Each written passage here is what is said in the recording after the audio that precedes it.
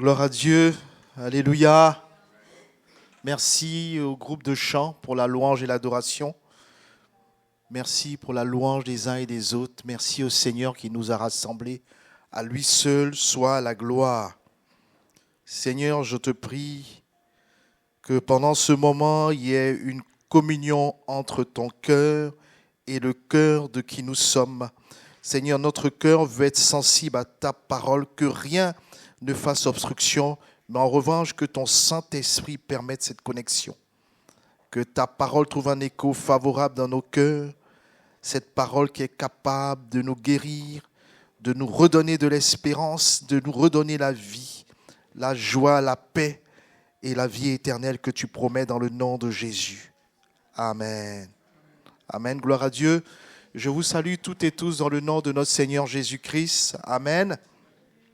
Voilà, nous allons prendre nos Bibles dans le livre de Jacques, à partir du chapitre 4, au verset 1 à 10.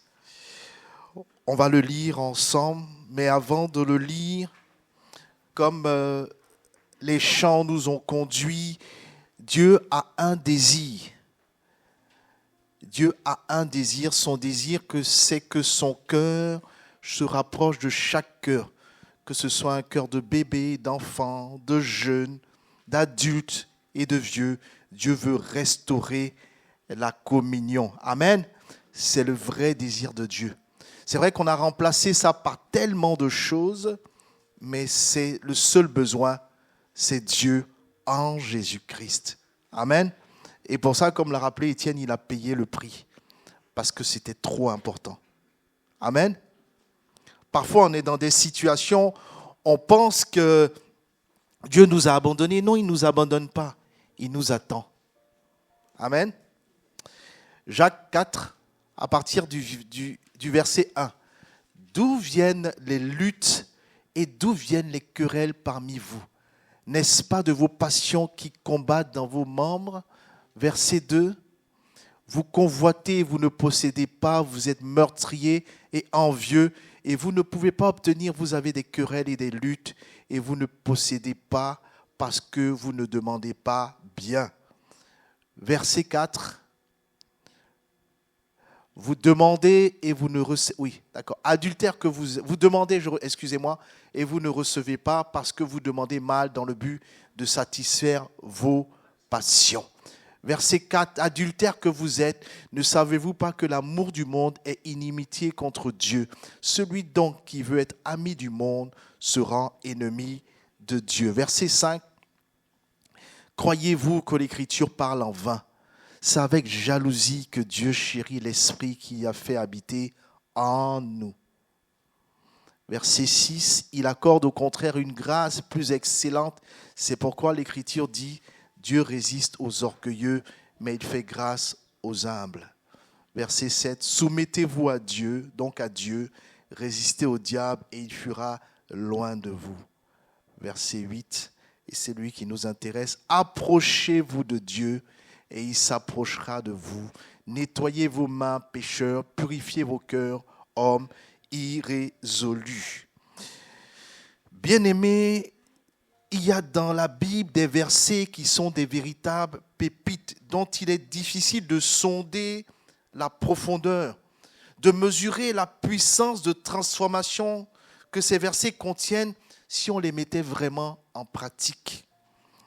Le verset 8 que nous venons de lire est un bel exemple. Approchez-vous de Dieu et il s'approchera de vous. Ce sont quelques mots, me direz-vous, mais doté d'un potentiel énorme. Jusqu'où ce verset inspiré par l'Esprit de Dieu peut-il nous conduire si on le vivait vraiment? Quel type de communion avec Christ et avec Dieu le Père se cache derrière la pensée et l'expérience que Jacques nous partage ce matin? Dans le monde qui nous entoure, après de longues périodes de travail intensif, beaucoup de gens ont besoin de se reconnecter avec la nature, la montagne, d'aller à la campagne, de jouir du soleil. De même, les chrétiens ont besoin de se reconnecter régulièrement avec Dieu afin de jouir de sa présence. approchez-vous de Dieu et il s'approchera de vous. Dans le même chapitre, on découvre un autre verset tout aussi important. C'est avec jalousie que Dieu chérit l'esprit qui habite en nous. On peut le traduire un peu en disant, Dieu réclame avec ardeur l'esprit qu'il a mis en nous. Qu'est-ce que ça veut dire? Ça veut tout simplement dire que Dieu aspire à vivre une communion personnelle avec lui. Il aspire à vivre une communion personnelle avec ses enfants que nous sommes, sans acception de personne. C'est le désir, c'est le cri de son cœur. Bien plus que nous le souhaitons nous-mêmes. Il veut s'approcher de chaque cœur ce matin encore. Mais Dieu cherche notre cœur, mais trop souvent, nous nous dérobons à sa présence, même quand on vient le dimanche. On se dérobe à sa présence parce qu'il ne cherche pas notre présence, il cherche notre cœur. On a beaucoup d'activités plus intéressantes à faire, des choses à penser, des projets dans nos cœurs, beaucoup plus captivantes à mener, tant de choses pour nous peut-être plus passionnantes, en apparence du moins.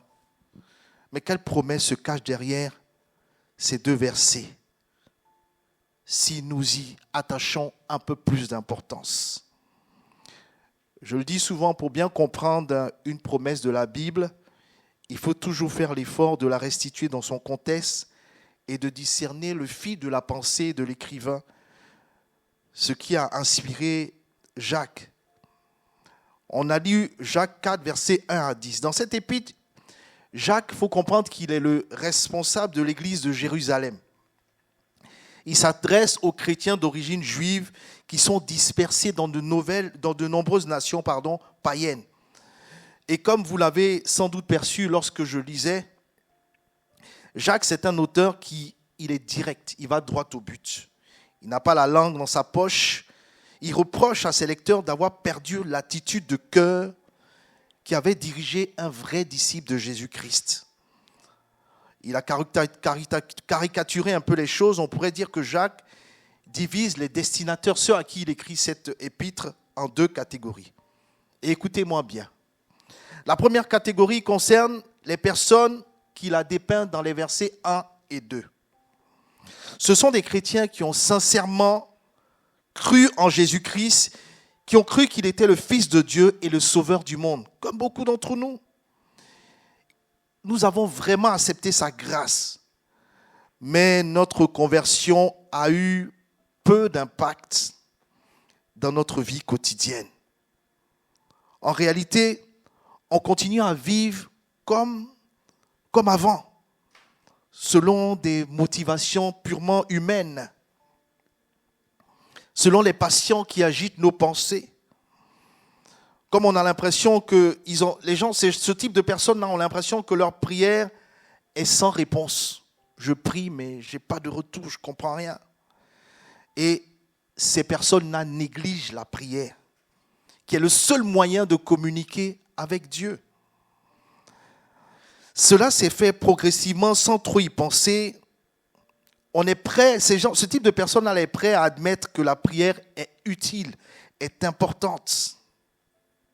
Mais progressivement, pour eux, ils ne diraient pas forcément de cette manière, mais leur priorité de chaque jour montre que la prière, c'est un temps perdu. Ce n'est pas pertinent. À ce moment-là, comment on communique avec Dieu? Comment on rentre en contact avec Dieu? Ça, c'est la première partie, c'est la première catégorie de personnes sur qui Jacques parle. La prière n'est pas importante. Je crois en Dieu, mais je ne veux pas rentrer en contact avec lui. La seconde catégorie de personnes décrite dans le verset 3, ce sont des gens qui croient sincèrement à la puissance de la prière. Ils pratiquent régulièrement, mais malheureusement, ils mettent exclusivement la prière au service de leurs propres désirs, au service de leur aspiration humaine. Seigneur, fais que je puisse en faire avoir une belle promotion. Seigneur, je veux que tu fasses ça pour moi. Je veux jouir d'une bonne sécurité financière. Je veux avoir des promotions. Je veux que tout se passe bien au travail. Seigneur, fais que je sois quelqu'un de reconnu, d'aimer les autres, d'être aimé par les autres, pardon. Ou encore, Seigneur, fais que ce jeune garçon ou cette jeune fille me remarque, que je puisse l'épouser. En fait, bref, tous nos intérêts personnels. Il est bien normal, me direz-vous, de demander à Dieu de pouvoir à nos besoins. Nous sommes des êtres humains, nous ne sommes pas des anges désincarnés, on a des besoins. Mais il convient quand même, bien-aimé, de distinguer entre besoin et convoitise. L'erreur ici consiste à ne pas chercher à connaître la volonté de Dieu pour nous et à croire que l'on sait ce qui est bon pour nous. Les chrétiens de cette catégorie ont confiance en Dieu pour lui demander de résoudre leurs problèmes, mais pas au point de le laisser diriger nous-mêmes, de nous dire quelle est la solution. Ce type de chrétiens-là, ce sont des chrétiens spirituels et charnels en même temps. Spirituels dans le sens qu'ils puisent effectivement à la bonne source. Jésus est la solution.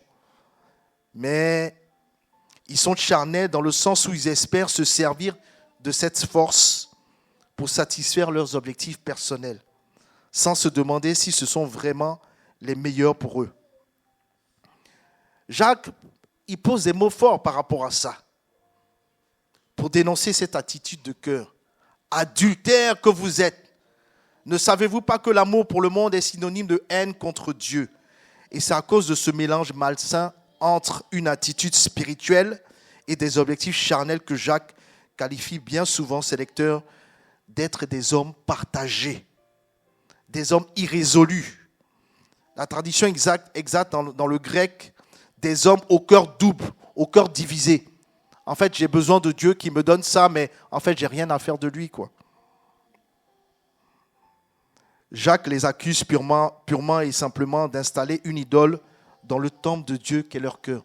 En fait, le cœur de l'homme est censé, pour le croyant, est censé être le temple de Dieu. Mais c'est devenu l'idole de nos passions, l'idole de nos convoitises, alors que ce lieu saint devrait appartenir qu'à Dieu seul. C'est avec jalousie que Dieu chérit l'esprit qui habite en nous. Et c'est en cela que l'auteur nous appelle à nous repentir de cette ambivalence, d'entrer en relation avec le Créateur du monde pour lui-même. Autrement, on fait comme les autres, les peuples païens. On va voir les idoles et puis on demande telle chose. On va voir les 10 heures de bonne aventure. On va voir un certain nombre de personnes. Et c'est aussi le piège dans lequel tombent ceux qui prêchent le faux évangile. Vous avez entendu parler de l'évangile de prospérité? Donne 10 euros à Dieu, il va te donner 1000. Ce genre de propos joue sur la convoitise des êtres humains. C'est vrai que Dieu peut nous rendre au centuple, mais pas forcément sur un plan matériel. S'approcher de Dieu avec ce type d'attente n'est pas digne de Dieu, n'est pas digne d'amour que nous devons lui donner. Ce n'est pas ce genre de relation que Dieu souhaite pour chacun de nous. Non, ce n'est pas ça. Approchez-vous de Dieu et il s'approchera de vous. Du coup, Jacques écrit, nettoyez vos mains, pécheurs, purifiez vos cœurs, hommes partagés. Ayez conscience de votre misère. Et enfin, nous arrivons à l'expression, le verset qui m'intéresse, approchez-vous de Dieu et il s'approchera de vous. Jacques suggère que celui qui a un cœur divisé ne peut pas vraiment s'approcher de Dieu. Même si la personne s'imagine qu'en s'inclinant dans la prière, en réalité, cette personne-là est tellement préoccupée par la satisfaction de ses passions, par les besoins de son ego, ou même par le souci de vivre une expérience personnelle gratifiante qu'il ne peut plus écouter Dieu, ni même chercher sa présence. En fait, ce chrétien aime davantage Dieu pour ce que Dieu peut lui apporter plutôt que Dieu lui-même. Il recherche les dons bien plus que le donateur. Il désire les bénédictions bien plus que la présence et la communion de celui qui l'a créé. Que diriez-vous donc? Je veux parler à ceux qui sont mariés aujourd'hui, les maris. Si votre épouse vous disait qu'elle vous aime à cause de votre argent, à cause de votre profession, à cause de votre carnet d'adresses, à cause de votre patrimoine génétique, pour faire de beaux enfants, vous aurez peut-être l'impression d'être aimé de manière superficielle, on est d'accord. Et peut-être même d'avoir le vague sentiment d'être interchangeable. C'est-à-dire, si ce n'est pas moi, ce sera quelqu'un d'autre. Ce n'est pas vrai. Amen. Je veux m'adresser aux femmes. Que diriez-vous, mesdames, les femmes mariées, si votre mari vous disait qu'il vous aime juste à cause de la couleur de vos cheveux, de votre forme, de vos capacités à faire la cuisine, à bien élever les enfants, je ne suis pas sûr que vous vous sentiriez vraiment aimé. Affectueusement, ce ne serait pas bien. Nous ne devons pas aimer Dieu de manière superficielle, mais bien aimé. Mais nous devons apprendre à l'aimer pour ce qu'il est. C'est un peu l'intérêt de la louange. Aimer Dieu pour ce qu'il est au plus profond de notre être. C'est-à-dire considérer le Dieu juste, parfait, saint, plein d'amour, de grâce, et aussi parce qu'il est notre Père. Parce qu'il y a un lien entre nous. Amen.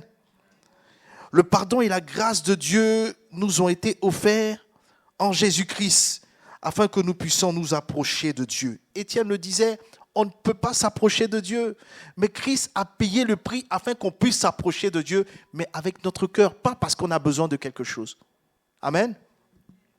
Et c'est important que nous puissions méditer sur ces choses, et ce verset nous le rappelle. Le voile du temple a été déchiré. Avant, personne ne peut ou n'a le droit de rentrer dans la présence de Dieu. C'était que le souverain sacrificateur et une fois par an. Mais aujourd'hui, Dieu a permis que le voile soit déchiré afin que quiconque croit en lui par Jésus-Christ puisse entrer dans la présence de Dieu. Toutefois, nous ne devons pas nous servir de cette voie d'accès au Père comme un 5 jackpot pour obtenir l'assurance de la vie éternelle, obtenir des exaucements de prière, exaucements 5 étoiles, réservés à quelques privilégiés. Cette voie d'accès est en réalité un point de départ pour connaître Dieu, pour marcher avec Dieu, pour vivre avec Dieu. C'est pour cette raison que Dieu va au rythme de chacun, mais aussi longtemps que cette personne ne vient avec un cœur vrai, un cœur dans le désir de connaître Dieu. Amen. Pour goûter aux prémices d'une communion nouvelle avec notre Seigneur. Il n'y a personne qui peut donner ça. Je ne sais pas, pour les plus anciens dans la foi, je le partageais avec quelques-uns pour dire, j'ai eu des relations, j'ai compris beaucoup de choses, mais la relation avec Dieu, quand tu es dans sa présence, je ne sais pas si on peut le voir ailleurs. On ne peut pas le voir ailleurs. Serge hoche la tête pour dire, c'est pas possible. Il n'y en a pas. C'est tellement bon, c'est tellement beau, c'est mieux que tout. À quelqu'un qui n'a pas encore vécu cette expérience, je l'encourage. Mais ce n'est pas quelque chose de mystique, ce n'est pas quelque chose de surnaturel, c'est quelque chose de simple. Ouvre ton cœur et attends-toi à lui. Parce qu'aussi longtemps que tu ouvriras ton cœur, il sera là. Parce que vous savez, comme le fils prodigue, il attend que son fils et sa fille reviennent. La Bible nous dit de ne pas chercher les dons seulement, mais de chercher sa face, sa personne. Chercher premièrement le royaume. Elle nous encourage à devenir des adorateurs en esprit et en vérité. Ce qu'on trouvera dedans, on le trouve nulle part ailleurs. Et Pierre l'avait compris. Il dit, mais tu nous chasses, tu nous demandes de partir, mais à qui irions-nous? On a tout laissé et tu nous as donné de te connaître. Tu veux que nous allions où? Ce n'est pas possible parce qu'ils ont goûté à sa présence. Et ça, c'est ouvert, je dis pas qu'à des adultes, même à des jeunes. Même à des jeunes. Aussi longtemps qu'on a un cœur qui est ouvert, Dieu sera là. Alors comment s'approcher de Dieu en esprit, en vérité, pour que lui aussi puisse à son tour s'approcher vraiment de nous?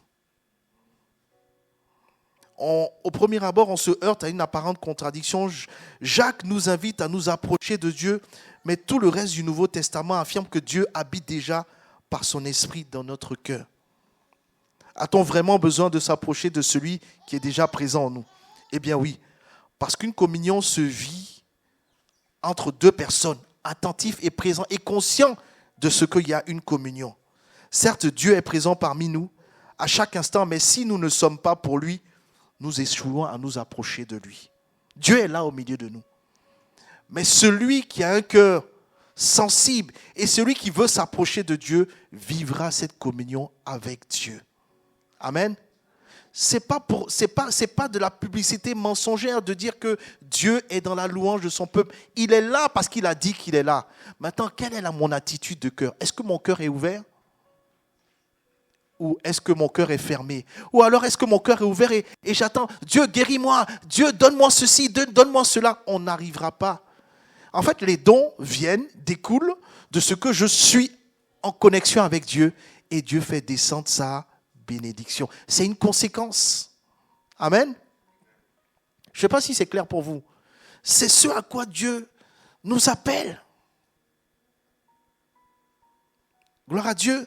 Souvent, nos soucis, nos préoccupations, nos désirs, nos aspirations, nos activités tirent notre âme et notre cœur dans un mouvement vers l'extérieur de nous-mêmes. À telle enseigne qu'on ne peut pas être à l'intérieur pour voir Dieu.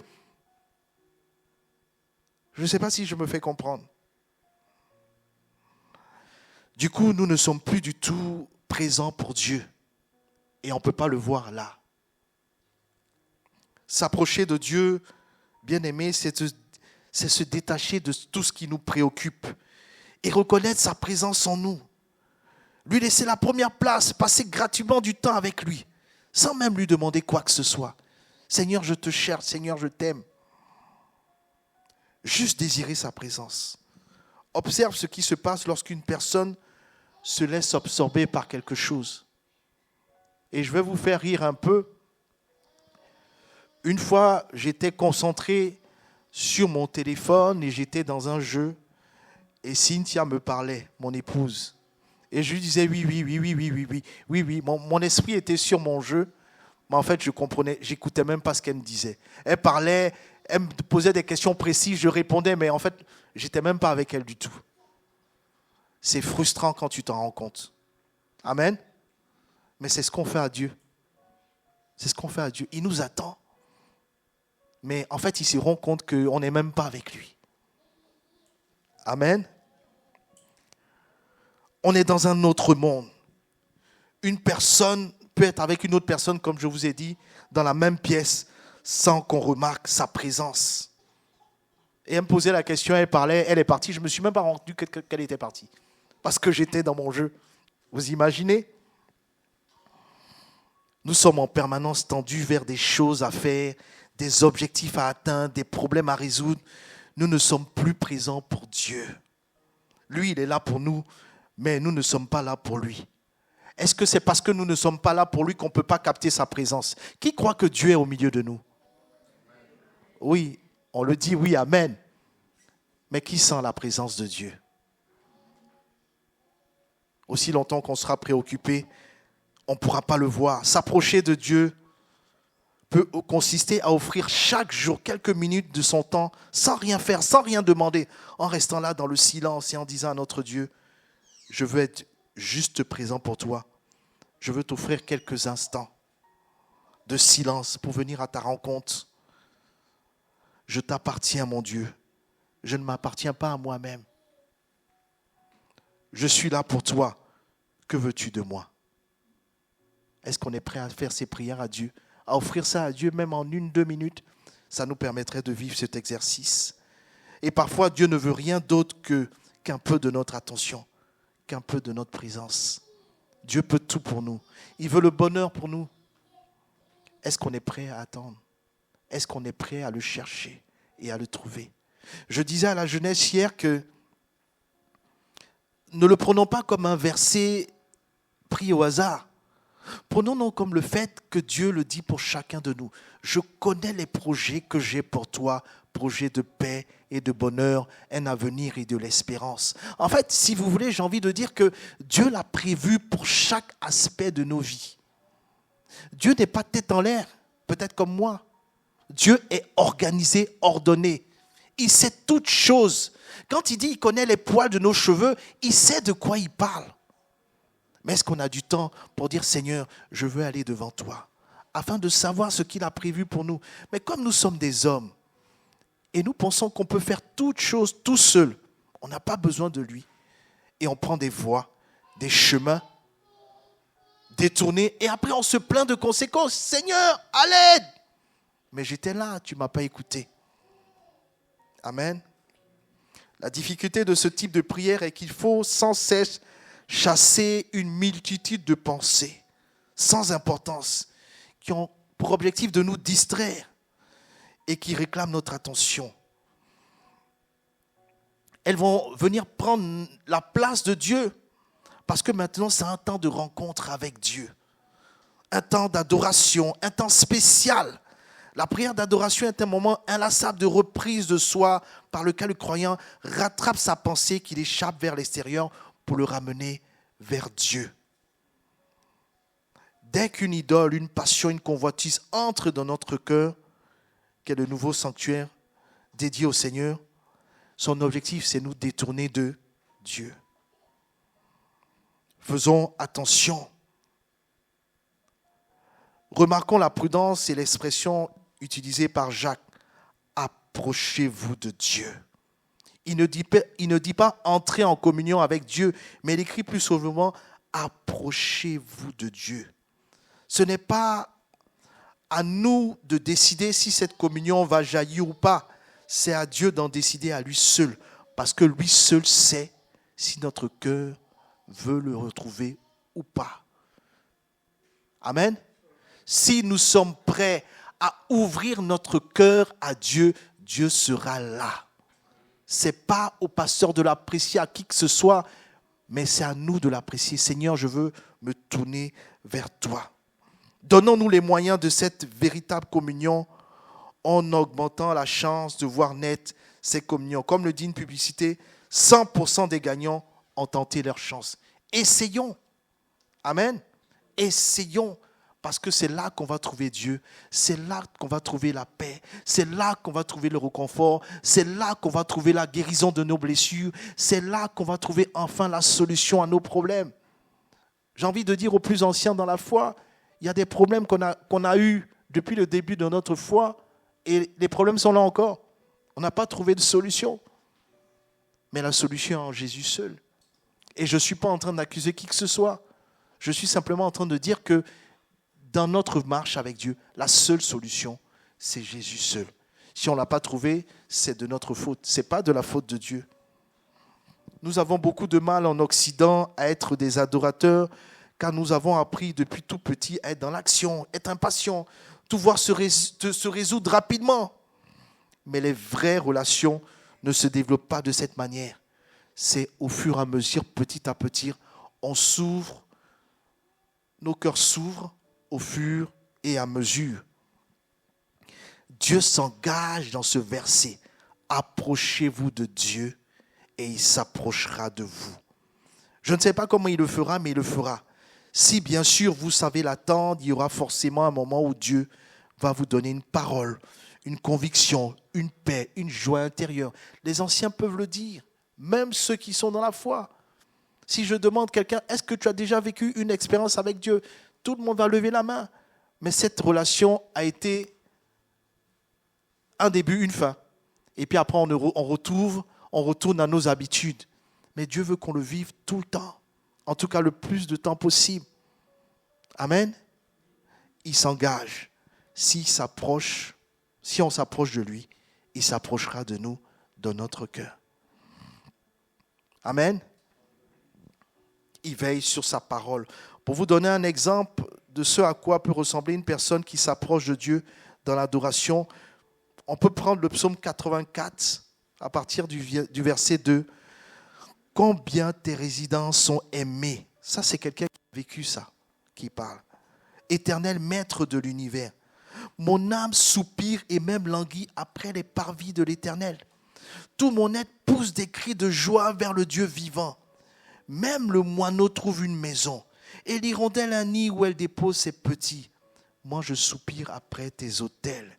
Éternel maître de l'univers, mon roi et mon Dieu. Heureux ceux qui habitent ta maison. Ils peuvent te célébrer sans cesse. » C'est l'expérience de quelqu'un qui a vécu. Ce n'est pas un poème en l'air. C'est quelqu'un qui a déjà vécu ça, qui a appris à marcher dans la présence de Dieu. Ce n'était pas forcément dans l'espace, mais c'était dans le cœur. Amen. Et ça, nous devons développer ces choses. Mieux vaut un jour dans tes parvis que 1000 ailleurs. C'est pas que des paroles. C'est parce qu'il sait que la présence de Dieu est importante. Moi, je suis toujours impressionné quand des gens font des kilomètres pour venir avec Dieu le dimanche. C'est parce qu'on sait que quelque chose se passe ici entre Dieu et nous. Du moins, certains le vivent, d'autres savent qu'il y a un potentiel. Mais c'est parce que Dieu est là. Et Dieu veut qu'on vive ces choses. Ça dépend de nous. Je préfère me tenir sur le seuil de la maison de mon Dieu plutôt que d'habiter sous les tentes des méchants, car l'Éternel est un soleil et un bouclier. L'Éternel donne la grâce et la gloire. Il ne refuse aucun bien à ceux qui marchent dans l'intégrité. Éternel maître de l'univers, heureux l'homme qui se confie en toi. Amen. Approchez de Dieu et il s'approchera de vous. Lorsque je m'approche de Dieu, je peux voir toutes ces belles choses dans sa présence. Amen. Si je m'approche de lui, il fera briller sur moi sa présence comme un soleil. Il sera mon bouclier. Il me rendra participant de sa grâce et de sa gloire. Dieu attend notre présence. Il attend. C'est avec jalousie que Dieu chérit l'esprit qui habite en nous. Lui offrir cette présence intérieure, cet amour silencieux, est un véritable sacrifice spirituel. Un sacrifice de bonne odeur. Ça dépend de moi. Ce n'est pas un rite religieux, c'est une attitude de cœur. Je termine mes propos en disant, en résumant, comment s'approcher de Dieu et vivre cette présence? Tout d'abord en reconnaissant Christ comme notre Sauveur et en recevant son pardon par le double mouvement que constituent la repentance et la foi. C'est le préalable à toute communion avec Dieu. C'est à ce moment-là que l'Esprit de Dieu entre dans notre vie pour venir communier avec nous. Ensuite, il convient de nous purifier de toutes nos passions, de tout ce qui nous empêche d'aller vers Dieu, de toutes nos convoitises, de nous repentir de toutes nos ambiguïtés, de toutes nos duplicités pour regarder Dieu. Et enfin, il nous faut apprendre à nous approcher de lui quotidiennement pour vraiment chercher sa présence de manière gratuite et désintéressée. Que Dieu nous fasse la grâce de vivre pleinement cette promesse des Écritures. Jacques ne l'a pas écrit pour écrire. Il a écrit parce qu'il sait qu'il y a du bon dedans. Amen. Il sait qu'il y a du bon dedans. Il sait que notre bonheur se trouve dedans. Moi, je ne veux pas que les gens viennent à l'église pour venir à l'église. Les gens viennent à l'église pour rencontrer Dieu. Amen. Et une fois qu'il a rencontré Dieu, va découler les solutions à nos problèmes. Amen. Un jour, j'avais plein de difficultés et j'allais devant Dieu pour chercher des solutions. Et le Seigneur m'a ouvert les yeux pour comprendre qu'il fallait que je le cherche lui d'abord. Ah, je vous assure que j'ai oublié mes problèmes. J'avais des problèmes. Hein. Et je jouissais de sa présence. Je dis, Seigneur, je ne veux même pas que ce temps s'arrête. Je ne veux pas que ce temps s'arrête. Que ce temps-là soit éternel. Job a dû souffrir pour comprendre ça. Job avait la bénédiction de Dieu. Il avait les biens. Il avait toutes ces choses. Mais il pensait que Dieu, c'était ça. Alors que Dieu sait vivre quelque chose avec lui. Il dit, j'avais entendu parler de toi, mais maintenant je te connais. Amen. Alors qu'on lui a tout arraché. J'avais entendu. En fait, il ne connaissait pas Dieu quand il a rencontré Dieu. Je vous assure, je sais, quelques-uns l'ont vécu certainement. Hein. Je vous assure, vous n'avez pas envie que le temps s'arrête. Vous avez envie que ça continue. On goûte à Dieu. Le trésor du ciel. Il s'est rendu disponible pour nous en Jésus-Christ. Bien-aimé, il veut faire du bien à ton cœur. Il veut faire du bien à mon cœur. Et j'aime à vous le dire, dans l'éternité, on va jouir de ça. L'éternité ne suffira pas. On n'aura pas le temps on n'aura pas l'espace, on sera dans une jouissance de la présence de Dieu. Et c'est ça que Dieu veut que nous apprenions à chercher. Amen. Approchez-vous de Dieu et il s'approchera de vous. Lorsqu'on s'approchera de Dieu, sincèrement, Dieu donnera la solution à nos problèmes, qui ne sont rien pour lui. Job a tout perdu. Mais si vous lisez bien la fin du chapitre, la fin du livre, Dieu lui a restitué plus que ce qu'il avait perdu. Le double, merci Serge. Le double. Pour donner en termes de proportion, pour dire que c'était beaucoup plus important. Mais c'est quoi? Par rapport à Dieu, il est mon seul bien. On va s'incliner et on va vivre cette expérience. On va demander au Seigneur de nous faire cette grâce. On veut ce matin apprendre à nous approcher de lui pour qu'il s'approche de nous, pour qu'il nous fasse du bien. Le vrai bien se trouve en Dieu. Mais la connexion ne se fera que cœur à cœur. Mes mots ne sont pas suffisants, mais la puissance du Saint-Esprit veut venir en nous pour permettre à chacune et à chacun de vivre cette paix, cette joie, ce bonheur, cette jouissance. Saint-Esprit, je te demande pardon parce que trop longtemps, tu t'es mis à disposition. Mais mes difficultés, mes passions, mes convoitises m'ont détourné de toi. Tu es l'arbre de vie au milieu du jardin. Et tu m'as planté dans ce jardin. L'arbre de vie, c'est Jésus. Mais au lieu d'aller vers toi, je suis allé vers l'arbre de la connaissance du bien et du mal. Vers toutes ces choses. Par Jésus-Christ, aide-moi ce matin à me reconnecter à toi. À venir vers toi pour toi. À passer des temps de passion avec toi. Seigneur, mes problèmes ne sont rien parce que leur solution est en toi seul. Je te fais confiance, mais je veux te trouver toi. Je veux vivre cette parole qui disait que heureux sont ceux qui habitent dans ta maison. En d'autres termes, heureux sont ceux qui vivent cette connexion avec toi. Tu nous l'offres en Jésus-Christ. Ah Seigneur, à qui irions-nous? Toi qui as les paroles de la vie. Je veux bénir ton nom pour ce que tu fais. Merci parce que tu nous as rendu accès, tu nous as donné accès au trône de la grâce, au trône de la paix, de la joie, du bonheur. Et Seigneur, mieux encore, dans notre génération temporelle, tu nous promets de vivre avec toi dans la demeure éternelle. Tu es parti nous préparer une place. Donne-moi de vivre, donne à quelqu'un, à quelqu'une de vivre de ses prémices. Toi seul peux le faire. J'incline mon cœur devant toi ce matin avec tes bien-aimés, tes fils, tes filles, tes serviteurs, tes servantes. Nos cœurs veulent te trouver. Je vais laisser 1 minute pour que chacun, dans ce cœur à cœur, puisse s'approcher de Dieu afin que Dieu s'approche de lui.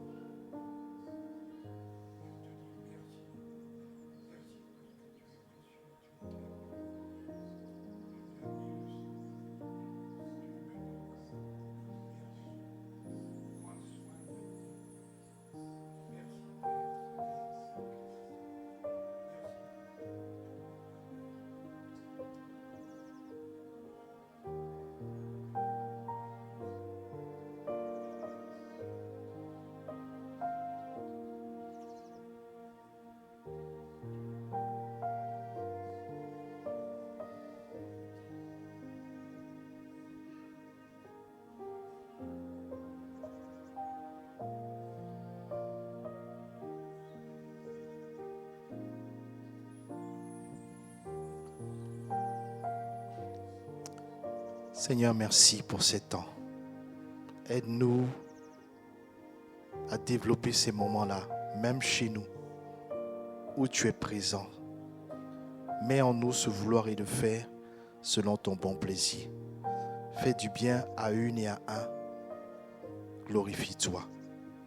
Nous ne voulons pas simplement entendre ces paroles, mais nous voulons surtout les vivre. Approchons-nous de Dieu et il s'approchera de nous par Jésus-Christ. Amen.